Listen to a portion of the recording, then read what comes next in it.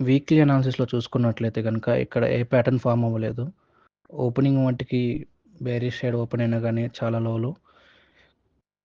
కానీ క్యాండిల్ మట్టికి చాలా హైకి అయితే వెళ్ళింది బుల్లిష్ సైడ్‌కి.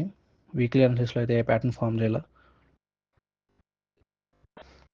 వన్ డే అనాలిసిస్‌లో కనుక చూసుకున్నట్లయితే ఇక్కడ కూడా ఏ ప్యాటర్న్ ఫార్మ్ చేయలే కానీ సపోర్ట్ అయితే బ్రేక్ అయిపోయింది.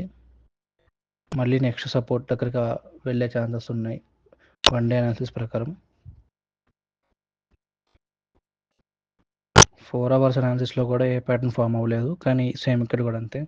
వన్ డే అనాలిసిస్‌లో లాగా సపోర్ట్ దాకా వెళ్ళే ఛాన్సెస్ ఉన్నాయి.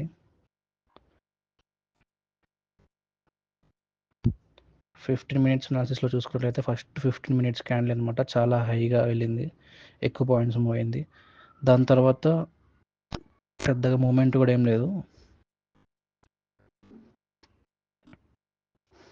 ఈ క్యాండిల్స్ చూసుకున్నట్లయితే కనుక బేరిష్ ఆర్ఎంఏ ప్యాటర్న్ ఫామ్ అయింది. లాస్ట్ 3 క్యాండిల్స్ కూడా అదే ప్యాటర్న్ ఫామ్ అవుతుంది.